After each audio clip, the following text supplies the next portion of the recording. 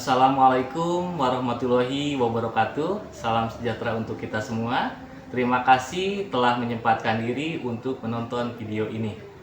Perkenalkan, nama saya Ridwan Hakiki. Saya adalah dosen tetap program studi manajemen Sekolah Tinggi Ilmu Ekonomi Latifah Mubarokiyah dengan nomor induk dosen nasional 0405108306 atau UNPTK 233776166213024 dengan penuh rasa tanggung jawab dan komitmen terhadap pengembangan pendidikan tinggi di Indonesia. Izinkan saya menyampaikan pernyataan diri dosen atau PDD dalam rangka unjuk kerja Tridharma Perguruan Tinggi atau UKTPT pada bidang pengajaran. Video ini dibuat sebagai salah satu syarat sertifikasi dosen yang diselenggarakan oleh Kementerian Pendidikan Tinggi, Sains dan Teknologi atau Kemendikti-Saintek tahun 2025. Pada kesempatan ini saya akan memaparkan mata kuliah yang saya ampuh, yaitu mata kuliah Sumber Daya Insani dengan beban studi sebanyak 3 SKS. Mata kuliah ini termasuk ke dalam mata kuliah khusus. Adapun deskripsi singkat mata kuliah ini yaitu membahas prinsip, konsep, dan praktik dalam pengelolaan sumber daya insani sebagai aset strategis organisasi. Mahasiswa akan mempelajari ruang lingkup MSDI mulai dari perencanaan, rekrutmen, seleksi, pelatihan, dan pengembangan hingga penilaian kinerja, kompensasi, serta isu-isu penting seperti stres kerja, konflik, keselamatan, dan kepuasan kerja. Mata kuliah ini juga mengkaji kebijakan pemerintah terkait ketenagakerjaan serta permasalahan sumber daya manusia di Indonesia. Diharapkan mahasiswa mampu memahami dan menerapkan fungsi-fungsi manajemen dalam konteks pengelolaan sumber daya insani secara profesional dan beretika. Adapun proses pembelajaran pada mata kuliah ini dilaksanakan secara tatap muka langsung di ruang kelas dengan mengedepankan prinsip konstruktivisme yang memfokuskan pada keterlibatan aktif mahasiswa dalam membangun pemahaman pembelajaran yang berlangsung selama 14 pertemuan ditambah 2 pertemuan, yaitu pelaksanaan ujian tengah semester dan ujian akhir semester. Jadi total 16 pertemuan sesuai dengan kalender akademik dan dirancang untuk mendukung capaian pembelajaran lulusan atau CPL dan capaian pembelajaran mata kuliah program studi atau CPMK. Untuk metode pembelajaran pada mata kuliah ini di manajemen sumber daya insani ini dirancang dan dilaksanakan dengan pendekatan student centered learning. Pembelajaran berbasis student centered learning ini dalam mata kuliah manajemen sumber daya insani dirancang untuk menempatkan mahasiswa sebagai subjek utama dalam proses belajar. Jadi pendekatan ini menekankan peran aktif mahasiswa dalam menggali pengetahuan, membangun pemahaman, serta mengembangkan sikap dan keterampilan manajerial yang relevan dengan pengelolaan sumber daya insani. Mahasiswa tidak hanya menjadi penerima materi, tetapi juga didorong untuk terlibat secara kritis melalui diskusi kelompok, studi kasus atau simulasi peran, proyek lapangan, dan presentasi mandiri. Dengan student centered learning ini, mahasiswa diberi ruang untuk mengeksplorasi isu-isu aktual terkait sumber daya manusia seperti perencanaan sumber daya manusia, rekrutmen pengembangan kompetensi, penilaian kinerja, hingga tantangan dalam manajemen konflik dan kepuasan kerja. Dosen berperan sebagai fasilitator yang membimbing proses pembelajaran, bukan sebagai satu-satunya sumber informasi. Hal ini diharapkan mampu membentuk lulusan yang tidak hanya memiliki pemahaman teoritis, tetapi juga mampu berpikir kritis, kreatif, komunikatif, dan kolaboratif dalam menyelesaikan masalah manajerial yang kompleks di dunia kerja. Proses pembelajaran ini dikombinasikan yang bertujuan untuk membekali mahasiswa dengan pengetahuan, keterampilan, dan sikap profesional dalam mengelola sumber daya manusia secara strategis dan berkelanjutan.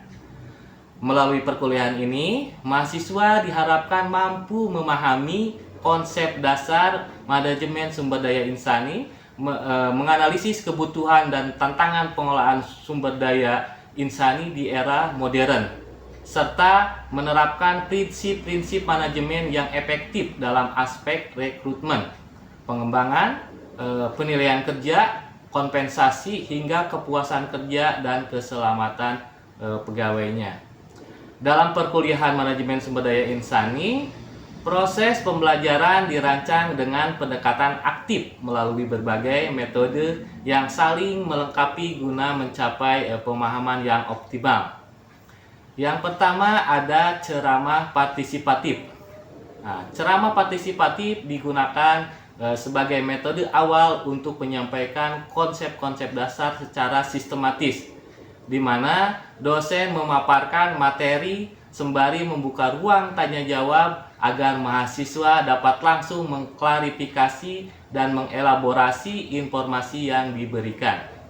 Selanjutnya, ada metode diskusi. Ini diterapkan untuk mendorong keterlibatan aktif mahasiswa dalam mengkaji isu-isu aktual atau seputar pengelolaan sumber daya insani melalui diskusi kelompok atau kelas. Jadi mahasiswa belajar mengemukakan pendapat, mendengarkan sudut pandang lain, dan membangun argumen yang logis. Metode presentasi dan umpan balik ini memberikan kesempatan pada mahasiswa untuk melatih kemampuan komunikasi, menyusun analisis, serta mempertanggungjawabkan hasil kajian atau tugas mereka di hadapan dosen dan rekan sejawatnya ya. Kegiatan ini dilengkapi dengan pemberian umpan balik konstruktif untuk meningkatkan kualitas pemahaman dan penyampaian mereka. Sebagai penguat praktik, yang terakhir ada digunakan pula studi kasus yang memungkinkan mahasiswa mengidentifikasi masalah nyata dalam pengelolaan sumber daya insani ini dan merumuskan solusi berdasarkan teori yang telah dipelajari. Jadi metode ini mendorong mahasiswa untuk berpikir kritis, aplikatif, dan reflektif terhadap dinamika dunia kerja yang kompleks. Dengan kombinasi keempat metode ini pembelajaran manajemen sumber daya insani ini menjadi lebih interaktif, bermakna, dan relevan dengan kebutuhan dunia profesional. Untuk mendukung capaian program lulusan di program studi manajemen S1 yang terdiri ada 3 domain utama yang ada, itu S. S itu merupakan sikap, ada P itu merupakan pengetahuan, dan KU serta KK adalah keterampilan. Adapun capaian program lulusan yang relevan dan diintegrasikan dalam pembelajaran yaitu S9. Ini menunjukkan sikap bertanggung jawab atas pekerjaan di bawah keahlian secara mandiri. Ada P1, ini menguasai konsep teoritis manajemen.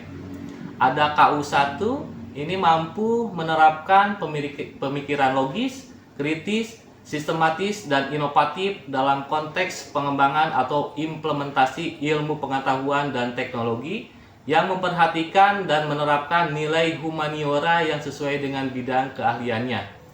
Ada KU6, ini mampu mengambil keputusan secara tepat dalam konteks penyelesaian masalah di bidang keahliannya berdasarkan hasil analisis informasi dan data. Ada KK4, menguasai konsep teoritis bidang pengetahuan tertentu secara umum dan konsep teoritis bagian khusus dalam bidang pengetahuan tersebut secara mendalam, serta mampu memformulasikan penyelesaian masalah prosedural. Setelah menyelesaikan pada mata kuliah ini, mahasiswa diharapkan mampu menunjukkan penguasaan pengetahuan, keterampilan, dan sikap yang tercermin dalam capaian pembelajaran sebagai berikut ini. Ada CPMK ke-1, mahasiswa mampu menunjukkan sikap bertanggung jawab secara mandiri dan profesional dalam melaksanakan tugas serta menyelesaikan masalah terkait pengelolaan sumber daya insani. Di CPMK 2, mahasiswa mampu menjelaskan dan menguasai konsep-konsep teoritis manajemen sumber daya insani baik secara umum maupun bagian khusus seperti rekrutmen, pelatihan, dan kompensasi. CPMK 3, mahasiswa mampu menerapkan pemikiran logis, kritis, sistematis, dan inovatif dalam mengembangkan serta mengimplementasikan strategi pengelolaan sumber daya insani berbasis kompetensi. CPMK 4, mahasiswa mampu mengambil keputusan yang tepat dalam menangani isu-isu aktual pengelolaan sumber daya insani melalui analisis data dan informasi organisasi. Dan terakhir ada di CPMK 5, mahasiswa mampu memformulasikan solusi terhadap permasalahan prosedural dalam pengelolaan sumber daya insani sesuai kaidah dan prinsip manajerial yang berlaku. Adapun ruang lingkup materi mencakup yang pertama, pengantar manajemen sumber daya insani. Yang kedua, ruang lingkup manajemen sumber daya insani. Yang ketiga, fungsi manajemen dalam planning, organizing, directing, dan controlling. Yang keempat, adanya kebijakan pemerintah terhadap manajemen sumber daya insani. Yang kelima, permasalahan sumber daya insani di Indonesia. Yang kelima, ruang lingkup perencanaan sumber daya insani. Yang ketujuh, ruang lingkup sumber daya insani. Yang kedelapan, ruang lingkup seleksi dan staffing. Yang kesembilan, ruang lingkup pelatihan dan pengembangan sumber daya insani. Yang kesepuluh, definisi, tujuan, dan ruang lingkup penilaian kinerja pegawai. Yang ke-11, ruang lingkup sistem kompensasi pegawai. Yang ke-12, stres dan konflik dalam pekerjaan. Yang ke-13, ruang lingkup kesehatan dan keselamatan kerja pegawai. Yang terakhir, ruang lingkup kepuasan kerja. Untuk menilai hasil belajar mahasiswa dilakukan secara komprehensif berdasarkan kombinasi berbagai aspek pembelajaran. Adapun nilai berdasarkan yang pertama adanya partisipasi aktif kehadiran sebesar 15%. Ini minimal 75% hadir dari total pertemuan wajib untuk mendapatkan nilai akhir. Untuk yang kedua adanya tugas individu atau kelompok sebesar 25% dan UTS 30% dan UAS 30%. Ini merupakan suatu hal yang mencerminkan penerapan dari setiap materi.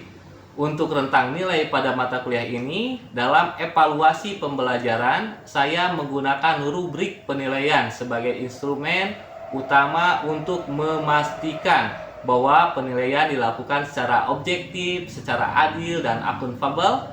Ya, berikut adalah rubrik penilaian saya menggunakan rentang 85 sampai 100 adalah sangat baik, 75 sampai 84 baik, 60 sampai 74 cukup, dan 40 sampai 59 kurang, dan terakhir 0 sampai 39 sangat kurang atau gagal. Untuk tahapan berikutnya, silakan menyimak video pembelajaran mata kuliah sumber daya insani sebagai bagian dari tahapan proses sertifikasi ini. Selamat menyaksikan. Assalamualaikum warahmatullahi wabarakatuh. Waalaikumsalam warahmatullahi wabarakatuh. Selamat siang dan salam sejahtera bagi kita semua. Semoga kalian semua dalam keadaan sehat, semangat, dan siap untuk mengikuti perkuliahan hari ini.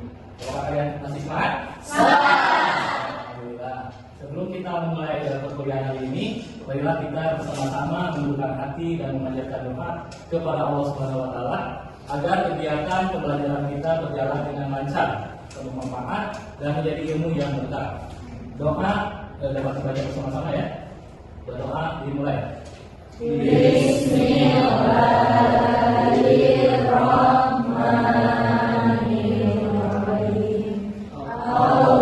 Allahumma ftah alaina hikmataka wansyur alaina min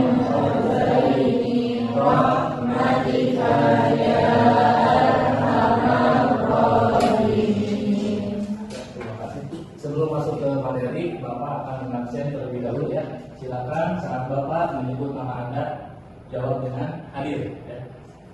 Yang pertama, Santi. Hadir Pak. Bibit bawah, hadir. Elsa Supriyani. Hadir. Isis Kesha. Hadir. Dan dulu Fadila. Hadir Pak. Terima kasih atas kehadirannya. Bagi yang belum hadir atau izin, mohon untuk mengisi form izin melalui grup atau sistem akademik yang berlaku kalau kita disiapkan ya. Untuk materi minggu lalu, Bapak membahas mengenai semangat dan nilai kerja dalam organisasi. Untuk tugasnya, apa sudah dikerjakan? Sudah. Selanjutnya, izin Bapak menyampaikan pengantar materi hari ini. Perkuliahan kali ini akan membahas tentang stres dan konflik dalam organisasi. Nah, ini pertemuan ke-12 ya. Sebagai mahasiswa yang sedang menempuh mata kuliah manajemen sumber daya manusia, kalian perlu memahami konsep secara mendalam karena di masa depan kalian bisa saja menjadi bagian dari tim manajemen yang harus mampu mengelola manusia dan dinamika emosionalnya secara profesional. Materi hari ini akan kita pelajari mulai dari pengertian, penyebab, dampak hingga strategi penyelesaiannya baik dari sisi individu maupun organisasi. Harapan Bapak, kalian tidak hanya memahami konsepnya, tetapi juga bisa mengembangkan empati, kemampuan komunikasi, dan keterampilan pemecahan konflik. Mari kita pelajari bersama-sama dengan semangat, fokus, dan partisipasi aktif. Bila ada yang ingin ditanyakan atau dibagikan, silakan sampaikan, karena diskusi adalah bagian penting dari proses belajar. Pengertian dari stres. Nah, di sini pengertian dari stres. Ada yang bisa tahu apa itu stres? Tekanan mental atau emosional Pak. Ya, bisa. Selanjutnya, stres. Lama? Pusing. Stres itu memikirkan banyak hal. Banyak masalah, jadi stres. Ya, itu memang betul semua. Tapi stres kerja. Stres kerja adalah suatu kondisi di mana individu mengalami reaksi fisik, emosional, dan mental sebagai respon terhadap tekanan yang timbul dari lingkungan kerja. Jadi stres ini biasanya terjadi ketika tuntutan pekerjaan yang dihadapi melebihi kemampuan, sumber daya atau kebutuhan dari individu. Nah, untuk menghadapinya secara efektif, dengan kata lain, stres kerja muncul saat ada ketidakseimbangan antara beban tugas yang harus diselesaikan dengan kapasitas individu dalam menjalankan tugas tersebut. Nah, penting untuk dipahami bahwa tidak semua tekanan dalam pekerjaan bersifat negatif. Tekanan dalam keadaan tertentu ini dapat memotivasi seseorang untuk berprestasi lebih baik. Namun, ketika tekanan tersebut terlalu tinggi dan berlangsung terus-menerus tanpa dukungan yang memadai, maka akan berubah menjadi stres yang merugikan baik bagi individu maupun organisasi. Oleh karena itu, memahami stres kerja secara menyeluruh ini sangat penting dalam konteks manajemen sumber daya manusia. Jadi organisasi ini perlu menciptakan lingkungan kerja yang mendukung, memberikan beban kerja yang profesional, serta menyediakan mekanisme bantuan bagi karyawan yang mengalami tenaga atau tekanan kerja agar mereka tetap sehat dan produktif. Nah, silakan ada yang bertanya? Pak, izin bertanya. Ya, silakan. Mengapa stres itu tidak selalu negatif Pak? Oh, ya. Baik, ada yang bisa menjawab? Stres, apakah stres selalu negatif? Ada yang bisa menjawab? Ibu? Nanti kita sambil diskusi aja ya. Silakan. Teguh. Saya masih berpikiran bahwa stres itu kesannya masih negatif. Oh iya, baik, Bapak akan jelaskan ya. Jadi stres itu tidak selalu bersifat negatif. Dalam ilmu manajemen dan psikologi, stres itu dibedakan menjadi dua jenis utama berdasarkan dampaknya terhadap individu. Yaitu ada yang namanya eustress dan distress. Jadi pemahaman terhadap kedua jenis stres ini sangat penting agar individu maupun organisasi ini dapat mengelola tekanan secara lebih efektif. Yang pertama, ada yang namanya eustress. Jadi eustress ini adalah bentuk stres yang bersifat positif dan justru dapat memotivasi individu untuk berprestasi. Ya. Jadi eustress biasanya muncul ketika seseorang dihadapkan pada tantangan yang memacu semangat tanpa merasa terbebani secara berlebihan. Dalam konteks kerja, eustress ini dapat mendorong karyawan untuk keluar dari zona nyaman dan mengembangkan potensi diri. Contohnya, seorang karyawan merasa tertantang dan bersemangat ketika diberikan kepercayaan untuk memimpin tim dalam proyek baru. Jadi dia merasakan tekanan, tetapi tekanan tersebut menjadi sumber motivasi yang membuatnya bekerja lebih fokus dan produktif. Jadi distress ini adalah bentuk stres yang bersifat negatif dan berpotensi mengganggu kesehatan fisik maupun mental individu. Jadi distress ini muncul ketika beban atau tekanan yang dihadapi melebihi kemampuan seseorang untuk mengatasinya. Jadi kondisi ini dapat menurunkan kinerja, merusak hubungan kerja, dan bahkan memicu gangguan kesehatan. Contohnya, seorang karyawan mengalami tekanan yang berlebihan dari atasannya yang terus-menerus menuntut pekerjaan cepat selesai tanpa memberi waktu atau sumber daya. Hal ini menyebabkan karyawan tersebut mengalami kecemasan, kelelahan dan kehilangan motivasi dalam bekerja. Jadi dengan mengenali perbedaan antara distress dan distress ini, organisasi ini dapat menciptakan lingkungan kerja yang menantang, namun tetap mendukung serta membantu karyawan untuk mengelola tekanan secara sehat dan produktif. Ya, silakan, ada lagi yang mau bertanya? Itu cukup, Santi? Gimana? Jawaban cukup? Cukup, Pak. Ya, silakan. Ada yang mau bertanya lagi? Saya ingin bertanya, Pak. Perkenalkan, nama saya Elsa Syukriani dan MM 2401 Dana. Saya ingin bertanya, apa sih dampak dan penyebab dari terjadinya stres di luar organisasi? Terima kasih. Ya, terima kasih Saudara Elsa. Ada yang bisa menjawab pertanyaan dari Elsa? Silakan. Apa penyebab dari stres? Silakan. Barangkali dalam. Baik, izin menjawab. Tadi sempat disinggung oleh Bapak bahwasanya beberapa faktor penyebab stres, salah satunya itu ada tekanan dari atasan yang menekankan seorang itu agar pekerjaan itu selesai dalam satu waktu, sedangkan pekerjaan yang satu dan satunya lagi belum diselesaikan secara baik, tetapi atasan menekankan karyawannya atau pegawainya selesai dalam satu waktu yang sama. Ya, bagus sekali ya jawabannya. Kalau dampaknya, tadi pertanyaannya penyebab dan dampaknya. Dampaknya mungkin tadi seperti yang saya tanyakan, dampaknya itu tidak selamanya atau selalu cenderung ke dalam sisi negatif saja, tetapi terdapat dua dampak, mungkin ada positifnya juga. Dampak negatifnya mungkin karena terdapat tekanan yang berlebihan dari atasan, membuat si pemikiran itu kacau balau, sedangkan pekerjaan satu pun belum diselesaikan. Sedangkan mungkin bagi orang-orang yang IQ-nya tinggi, membuat pekerjaan itu suatu tantangan, sehingga si karyawan atau pegawai itu membuat inspirasi atau membuat gebrakan-gebrakan baru, sehingga membuat inovasi baru terhadap pekerjaan yang dibebani oleh atasannya. Sangat baik sekali. Jadi ya sebetulnya jadi penyebab stres kerja. Jadi stres kerja ini merupakan salah satu tantangan utama dalam dunia profesional ya.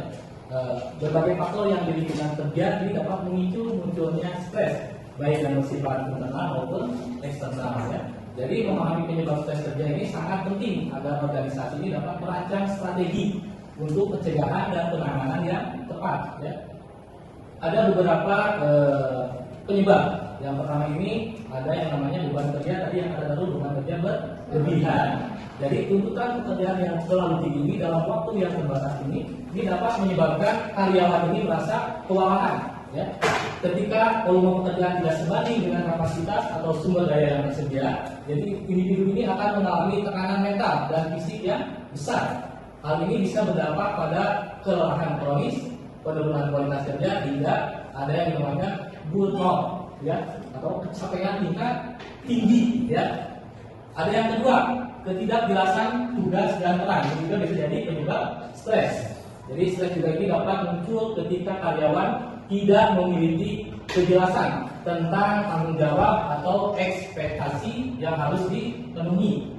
Jadi ketidakjelasan peran ini seringkali menimbulkan kebingungan ya, ketidakpastian dan rasa tidak aman karena karyawan tidak tahu apa yang diharapkan dari mereka dan bagaimana kinerjanya akan dinilai. Yang ketiga, ada lingkungan kerja tidak kondusif ya. Jadi faktor lingkungan seperti suara bising atau suhu ruangan yang tidak nyaman ya, atau pencahayaan yang buruk, atau bahkan hubungan kerja yang tidak harmonis ini dapat menimbulkan stres secara terus-menerus ya. Selain itu, budaya kerja yang kompetitif secara tidak sehat atau terlalu berlebihan juga ini dapat menciptakan suasana kerja yang menegangkan. Ya. Yang keempat ada yang namanya konflik antar individu. Jadi ketegangan dalam hubungan interpersonal di tempat kerja, baik antara rekan kerja maupun antar atasan dan bawahan, ya, bisa menjadi sumber stres yang signifikan. Jadi konflik yang tidak terselesaikan ini dapat menciptakan suasana kerja penuh ketegangan. Ya. Contohnya apa? Di sini ada contoh. Ada dua rekan kerja saling tidak menyukai satu sama lain dan saling bertengkar soal pembagian hargai dan dibimbing. Jadi ketika atasan tidak memberikan arahan, umpan balik atau perhatian yang cukup terhadap kebutuhan bawahan, hal ini bisa menimbulkan rasa frustasi, ya, dan keterasingan. Ya. Jadi kurangnya komunikasi dan empati dari pemimpin ini memperburuk kondisi kerja dan memperbesar risiko dari untuk materi hari ini. Apakah kalian sudah memahami semuanya? Jadi terima kasih untuk semuanya atas perhatian dan partisipasi aktif dari seluruh mahasiswa. Ya. Mungkin materi yang dapat Bapak sampaikan pada pertemuan kali ini mengenai stres dan konflik dalam organisasi. Semoga pembahasan ini dapat memberikan wawasan yang bermanfaat, meningkatkan pemahaman kalian serta menjadi bekal dalam mengelola dinamika yang mungkin dihadapi dalam dunia kerja nantinya.